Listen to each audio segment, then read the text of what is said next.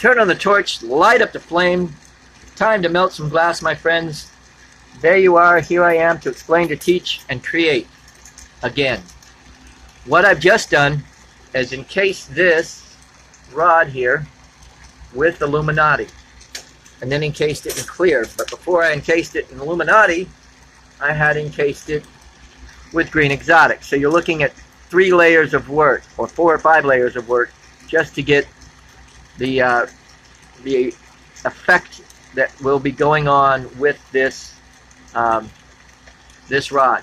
What I'm basically, reason I made it was a person has or requested some lizards and also some snakes with UV reactive color, and I said, oh, I can do that, and also put some green color underneath.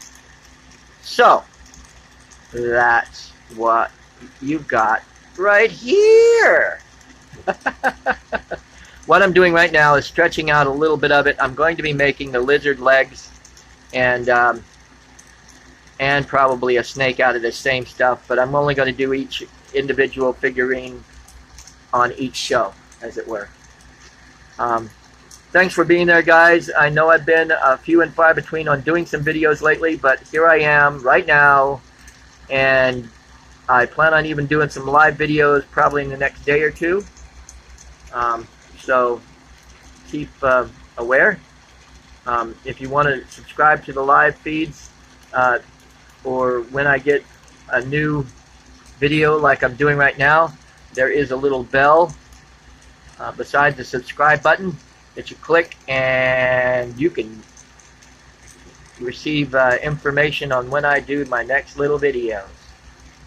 Now this is what I call the DQ swirl, and I usually do it inside the flame so that you don't have any of those little spiky, sticky points. And I say that, and here's one right here, so that you don't have those sticking around, so that you reach for something, well, you'll still have them, but you won't have as many if you do that DQ swirl thing. And I just touched some hot glass. There'll be days of burnt offerings and days of blood sacrifice. The days of burnt offerings are the days that you burn yourself, and the days of blood sacrifice are the days that you cut yourself. So, without further ado, let's get on with this. First of all, I'm going to flatten this for the lizard purposes. Matter of fact, I'm going to do this, make it into like a little ribbon. And I will have pictures of these on the actual video feed. And I will also have pictures of the animals on my Melting Memories page that I'm doing here. So, something to think about in the future here. Okay, here we go. We got enough glass. We're going to go ahead and press. And all I'm using is a graphite chunk that I have sitting around, and I just heated up enough and pressed it into the glass, and it gives it a nice little ribbon shape for you. Sound good? Sound good. Oh, there we go. There was a bubble near the surface, and that's what I just did. Was there's another one I just popped. That's one thing I do like about having the Carlisle. You can single out an air bubble or pocket and pop it sometimes. Anyway, that single flame in the middle compared to the dual or four or five flames of like the Bethlehem and the GTTs and those type of torches. But anyway, here we go. We're going to go ahead and shape the body of this lizard.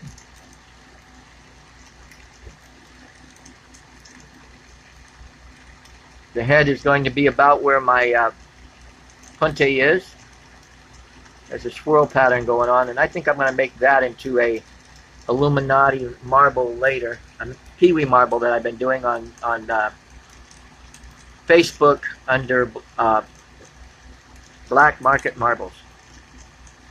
But there you go. See, I've already made it into a nice little round. I will finish that later on. But let's get into continuing what I'm doing now, which is the lizard. Okay, what I've got here is just a crimping tool. Actually, it's a wire cutter tools, and I'm just going to pinch at that point to make the diamond shape of the head of, oops, of course, diamond shape for head of the reptile. In this case, it's going to be a dragon. I mean, not a dragon, but a lizard, excuse me. I like making dragons, don't get me wrong. Matter of fact, I might do a chunk of that and make a Illuminati dragon, which would be pretty cool. Okay, now, got that. I'm going to, this is still warm, but this is the green exotic that I had pulled off a little earlier. I'm going to, this is called the cold weld, and the reason I'm doing it this way is because I remember I burnt myself just a little while ago, and that should hold it. You just gotta, I say that, I guess I gotta do it the hard way. Do it better than a cold weld. Alright, Graceful. Hold on.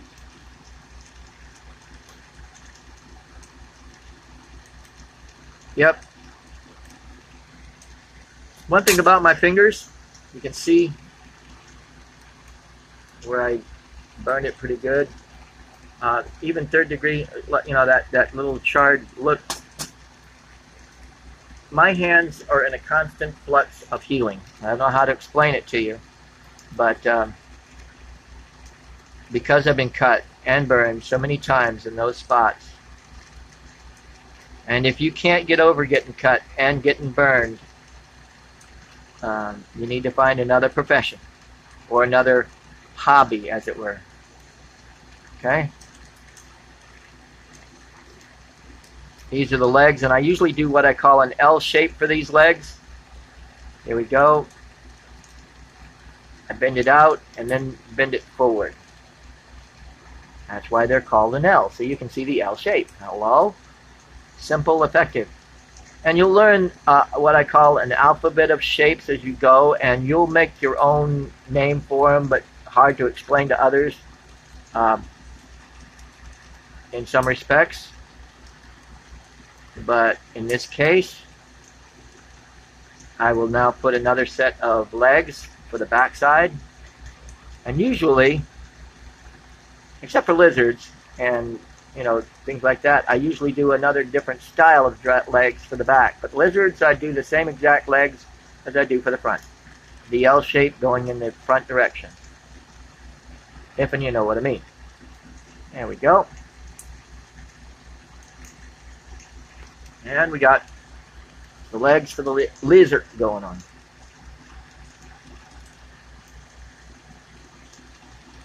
Okay. Now, you see it's nice and straight. That's okay for a lot of it. But I'm going to put, well, actually, I'm going to grab a color here. Here we go. This is basically a periwinkle blue. For the eyes. And they're started. I've always used to put 3 toes, and lately I've been putting, 2 toes, and lately I've been putting 3. Tell me what you think. Should I stay at 2 or go with the 3? Your choice. I'd like to hear some comments, and we can go from there. And basically you can see that I haven't really adjusted the flame. I probably could go to a nice sharper single flame. Matter of fact, I will. But when I work something, I'm too lazy, and now they've got foot pedals and stuff, which is pretty cool. I like that idea, but I need a foot pedal with about 16 different positions, like one where it's really, really hot and burning everything in sight, and then down to where it's really delicate and only need a little bit to show for what you're doing. if and you know what I mean.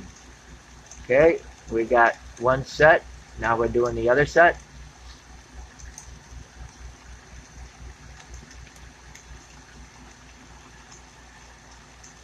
Making sure you're making good contact and good seals. You don't want something to be breaking off at those points.